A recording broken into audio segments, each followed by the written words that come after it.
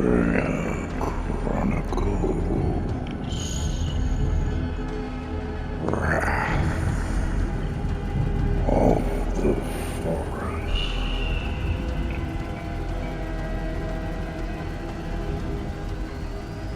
The Orc thrashed, still trying to swing its axe despite the talons embedded in its chest.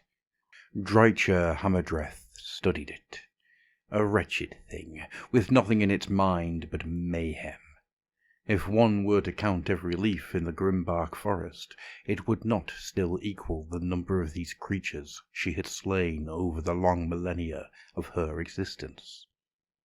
She twisted her claw-like fingers, snapping the creature's spine, and flung its corpse away. It tumbled down the bank, landing amongst a pile of its wretched kin. The high ground and sparse trees here gave Drycha the perfect view of the human forest. This was Fort Gardus, home to silver warriors who called themselves saints. Lightning danced across its battlements, illuminating a terrible slaughter as towering megagargants elbowed their way into the keep's courtyard. In the overgrown valleys at the foot of the fortress, a second battle raged, green-clad crusaders struggling to reach the walls and break the siege. The thunder of their guns was for naught. They had come too late, and the enemy was too many. The forest would thrive after this night's slaughter. Green shoots would grow, lapping the blood of Gargant, Orc, and human alike. The soil would gratefully claim their flesh, as it should be, thought Drycha. Let them all slaughter each other, these parasites who had brought ruin to the Grimbark. Those who had destroyed the sacred groves and torn down ironbark trees so ancient they had borne witness to the birth of the realms. This was not her home. She had none, unless it was upon the battlefield, bringing death to the corrupters of the wilds. Yet the song of grief and helpless nature had brought her here none the less. For vengeance is my nature, she whispered. A staccato roll of thunder came from nearby, loud enough that the squirming sprites in Drycha's hive-like body wriggled in angry protest. Drycha heard chattering human voices some distance off to her left. She pulled aside foliage and looked out to see a battery of long-barreled cannons arrayed on the lip of a small ridge, defended by perhaps 24 steel-helmeted soldiers. Clearly, the thunder of their guns had prevented them from hearing the approach of the Orc band that Drycha and her tree-kin had just slaughtered.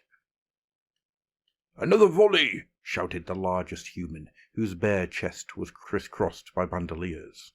"Load some Drake's breath canisters, lads. Raise your barrels a quarter mark, and let 'em have it." The ground shook as tongues of fire spat from the mouths of the heavy guns. Drycha watched as half a second later a series of fireballs erupted up amongst the mass of Oryx down in the valley below. A great swathe of black gorse bushes went up in flames, much to the cheers of the gunnery crews. "That's it," said the shirtless man approvingly. "That's the range. Keep those fires blazing." Drycha seethed to witness such thoughtless destruction, so typical of humans. She had killed for less. All that stayed her rage was the reminder of the words of the Everqueen's herald, that foolish sapling Tathemir. Alarielle did not begrudge the Queen of the Outcasts her vendettas, but neither would she countenance open war with the city-dwellers. Drycha had tasted the Everqueen's wrath before, and did not wish to witness it again. She heard a movement at her side. One of her dryads approached warily. "My queen," Drycha hissed, demanding silence. The outcast's warnings were not necessary.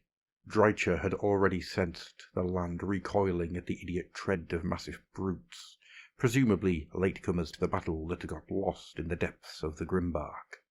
The humans, too, heard it. Cries of alarm went up, and the shield-bearing soldiers rushed to get into formation, but there was no chance of the gunners swinging their cannons to bear on this new threat. An enormous slab of a face protruded from the tree line, breaking into a broad grin as it saw the panicked humans. Illuminated by flashes of lightning, 3 towering gargants forced their way into the clearing. Though nearly twice the height of Drycha herself, these creatures were small compared to the mega-gargants laying waste to Fort Gardus. Judging by the scratches and bruises on their flesh, they had been wandering, lost in the forest for some time. On they came, barreling forwards and squashing helpless humans beneath them, lashing out with clubs and fists to devastating effect.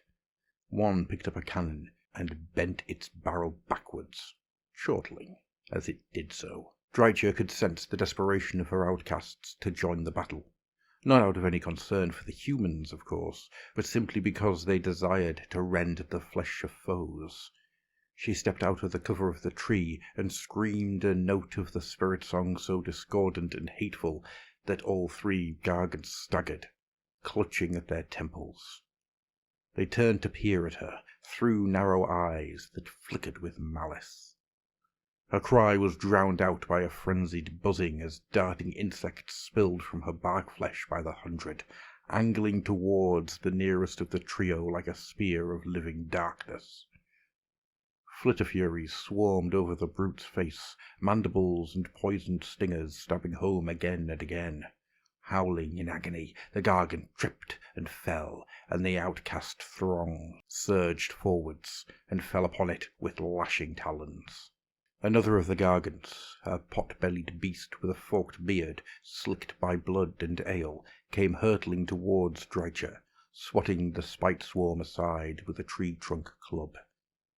The queen of the outcasts darted beneath the gargant's clumsily waving weapon and raked her talons across its flank, carving a bloody welt down to the bone. The creature howled, wheeling about and trying to snatch at Drycha, its face blotchy with Flitterfury stings. Her outcasts surged forth to protect their mistress, leaping in the way of the gargant's drunken swipe.